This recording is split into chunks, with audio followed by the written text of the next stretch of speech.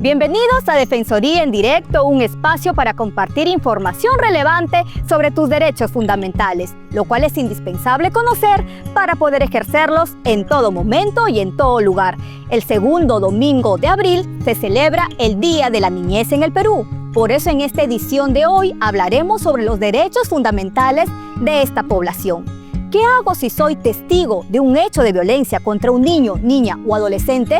Un niño, pese a ser menor de edad, ¿puede acudir a una comisaría o a otro establecimiento a denunciar? Todas estas dudas serán absueltas por Rosa Chacón. Ella es defensora adjunta para los derechos de la niñez y adolescencia de la Defensoría del Pueblo, a quien damos la bienvenida. Gracias, Karen.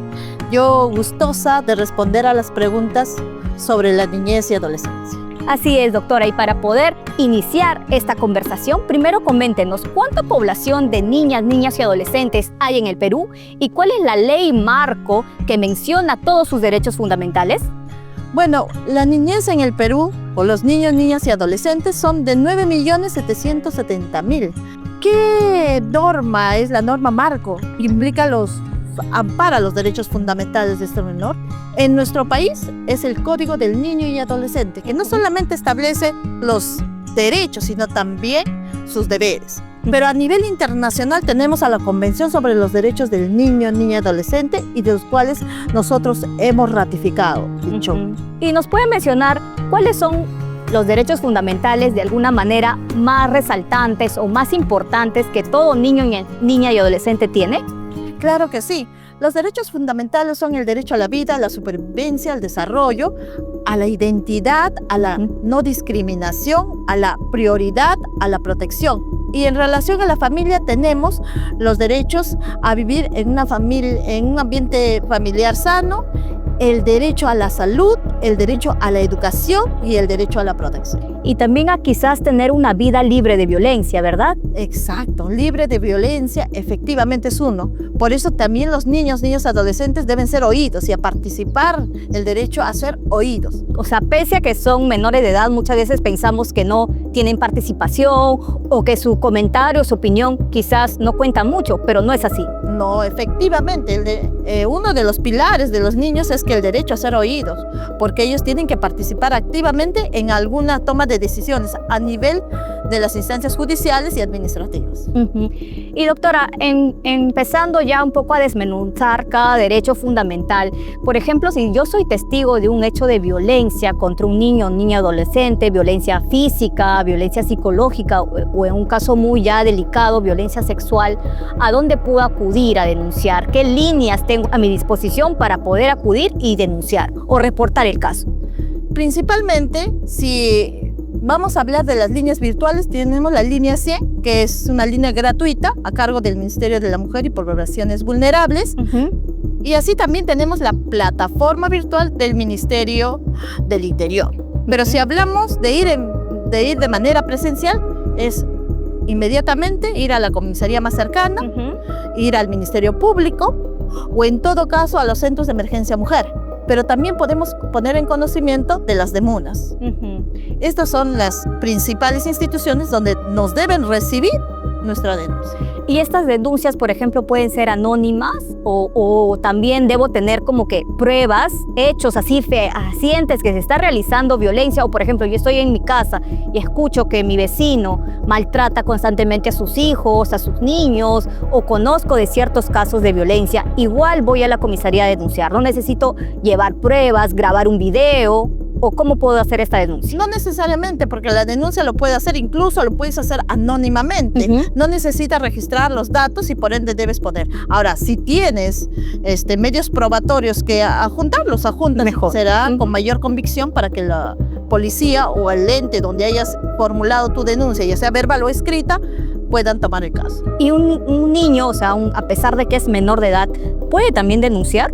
Sí, un niño puede denunciar. Por eso ya hablamos que el derecho a ser oído, a derecho a participar, sí.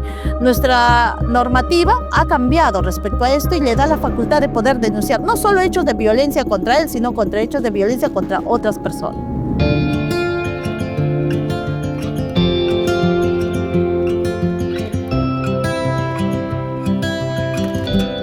Doctora, y por ejemplo, si vemos en muchos casos en la vía pública niños que trabajan, que a veces hasta altas horas de la noche están vendiendo algunos dulces, algunos productos, si veo que esta situación de alguna manera afecta a estos niños, ¿a dónde puedo acudir para reportar esta situación?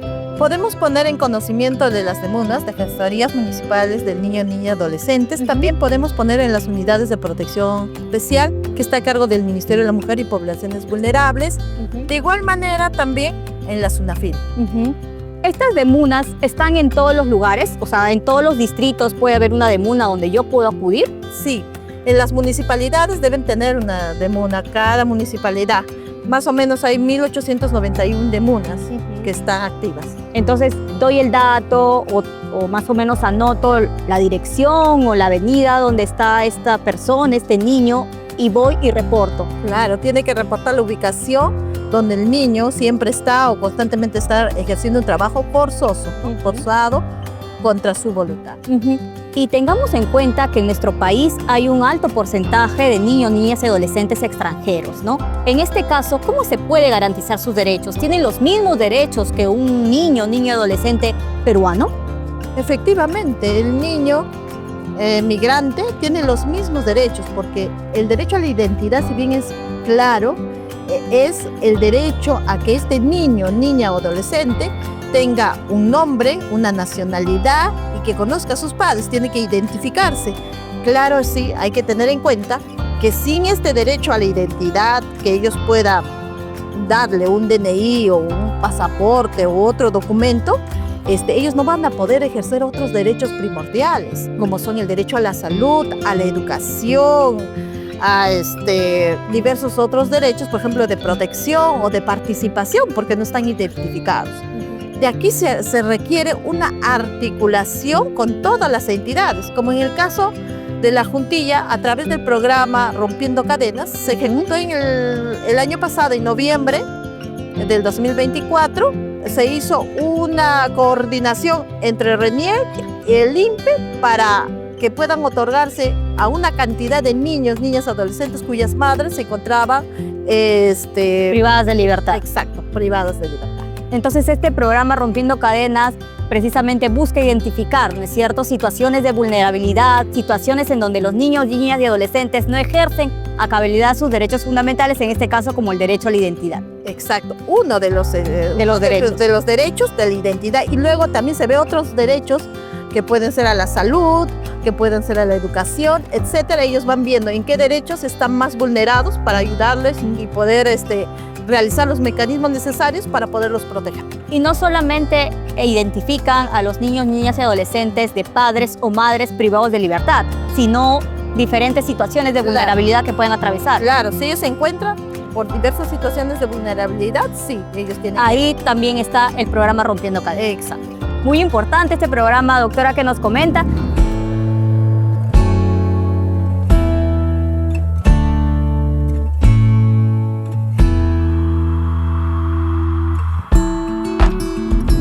Doctora Rosa, hay un mensaje final, una recomendación final sobre la protección de los derechos de la niñez y adolescencia. Debemos tener en cuenta que la protección de los derechos de los niños, niñas y adolescentes no solamente abarca al Estado, sino también a la sociedad. Es una exigencia y responsabilidad colectiva. Sin perjuicio de eso, y a pesar de haber logrado grandes avances, en el Perú siguen enfrentando abusos, negligencias y explotación. Por ello, debemos tener en cuenta la Convención sobre los Derechos del Niño y Adolescente, que exige que los estados garanticen y respeten estos derechos. Por ello, el Perú debe eliminar toda barrera y crear entornos seguros para que haya un futuro justo y humano.